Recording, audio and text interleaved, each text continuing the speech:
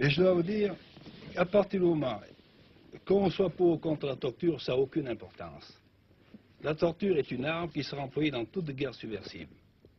Il faut le savoir. Je cite un exemple précis. On a torturé les gens de l'OS. Personne ne les a défendus. Mais les gens qui rentrent dans une guerre subversive savent qu'ils seront torturés.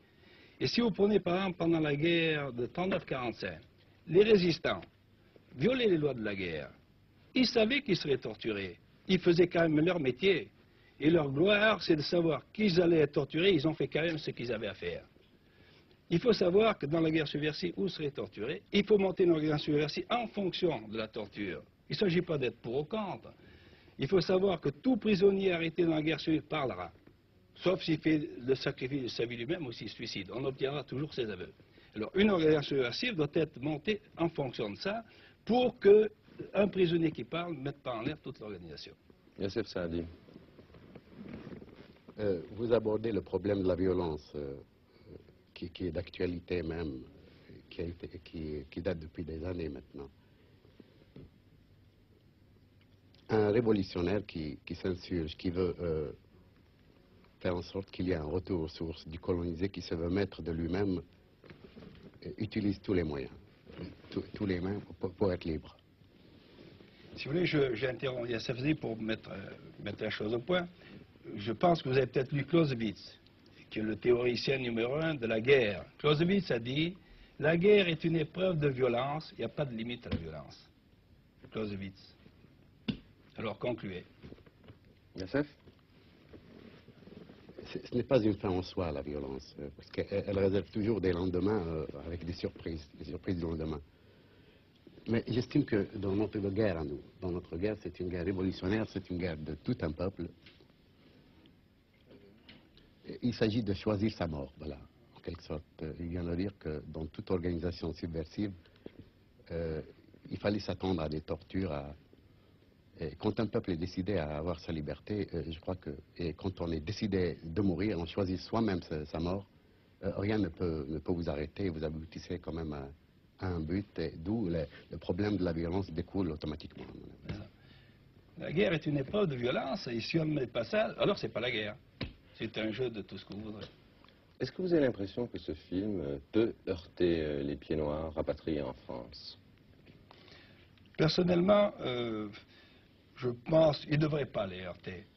Mais, comme j'ai dit tout à l'heure, nous avons été passionnément attachés à l'Algérie. Et quand on raisonne par son cœur, deux individus les mêmes, deux individus très voisins, peuvent tirer des conclusions différentes. Au lieu de raisonner logiquement, ils prendront des positions diverses en fonction de leurs sentiments personnels. Or, les pieds noirs ont été passionnément attachés à l'Algérie. Tout ce qu'on passe sur l'Algérie les heurte parce qu'ils n'y sont plus. Et un film sur la bataille d'Alger que nous avions gagné, qui aurait pu nous donner la victoire et qui aurait pu donner l'Algérie et qui a été, si vous voulez, galvaudé, puisque le gouvernement s'en est pas servi, les heurtera certainement beaucoup. Je ne vois pas pourquoi ça puisse les heurter, puisque il y a un peuple algérien qui a vu le film. Il y a 800 000 Algériens qui ont défilé devant les salles de spectacle, ils ont vu le film, ils ont assisté à des scènes de torture, ça leur a rappelé la mauvaise époque de souffrance et d'abnégation. Et j'ai constaté qu'ils ont vu le film avec courage. Oui, mais si vous voulez, le peuple algérien, au fond, est victorieux. Tandis que pour les pieds noirs, c'est une défaite qu'ils ont subie. Alors, on n'a pas tout à fait le même esprit quand on regarde une victoire et quand on subit une défaite. C'est ça, l'état d'esprit de vos compatriotes et des miens. Non, j'ai vu des femmes qui ont perdu leurs gosses pendant la guerre et n'ont aucun mot de haine. Elles ont accepté ça en faisant couler des larmes, évidemment, ça rappelle de mauvais souvenirs, incontestablement.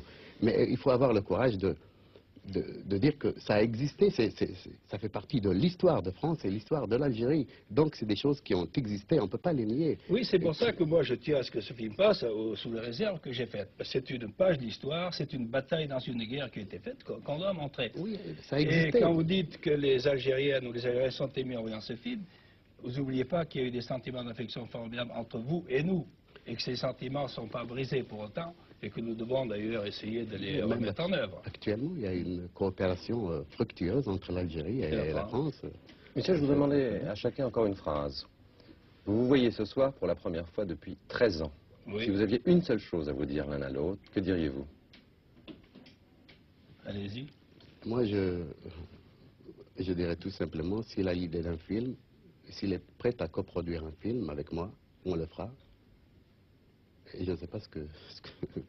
Enfin, je lance ça parce que moi, j'ai l'esprit un peu artiste, j'ai laissé la mitraillette pour la caméra. Je me suis Oui, moi, si converti. vous voulez, je vois Youssef Saadi comme un militaire, comme, si vous voulez, dans une guerre classique, Rommel aurait pu voir Montgomery.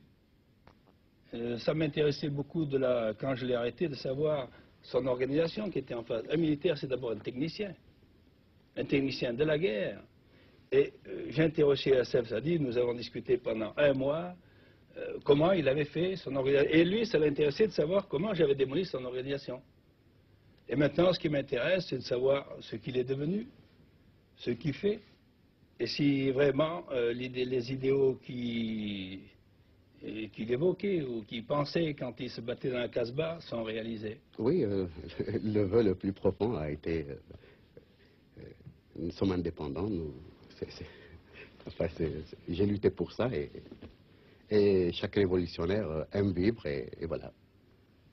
Je fais du cinéma maintenant.